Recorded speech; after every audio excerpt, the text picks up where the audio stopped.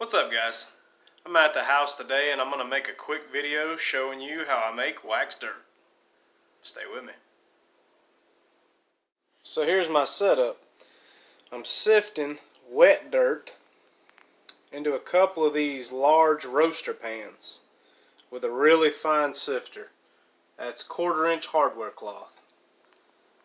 Once I get those pans about half full, I put them in the oven. Let me get set up over there and I'll show you what I'm doing.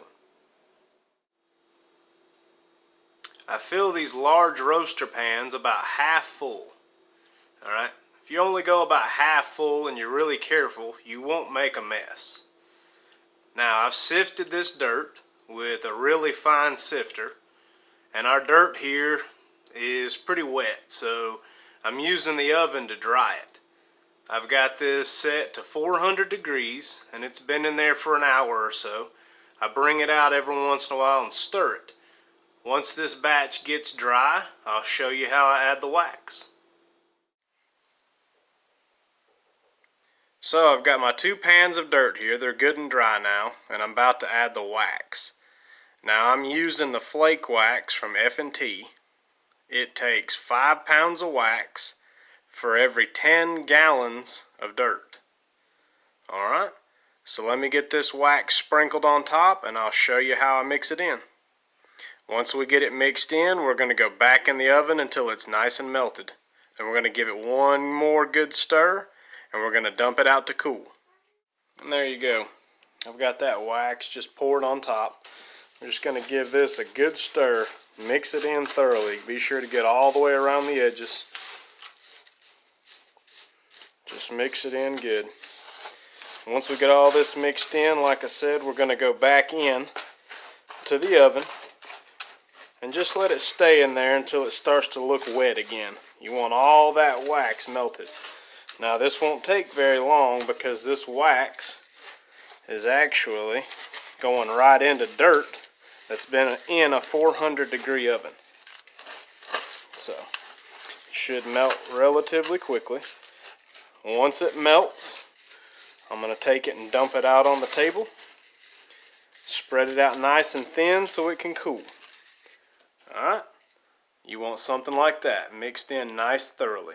Alright, let me get this other one done and I'm going to get them back in the oven. And I'll show you when I'm ready to dump them out. That's what you're looking for right there. That nice wet look throughout. It's time to take that out, give it a good stir, and dump it on the table.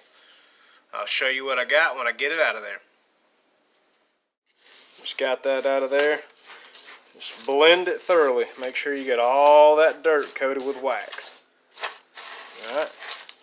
Let me get all this mixed up, and I'll show you when I get it dumped out on the table. There you go. You just want to dump that stuff out. Continue to mix it, but spread it out nice and thin. The thinner you can get it, the quicker it'll cool off. Spread it out on cardboard, plywood, whatever you've got. Alright, something that can take the heat. Remember that, it is hot. Yeah, something like that. We'll just leave that to cool, come back and stir it every few minutes so it doesn't clump up on you.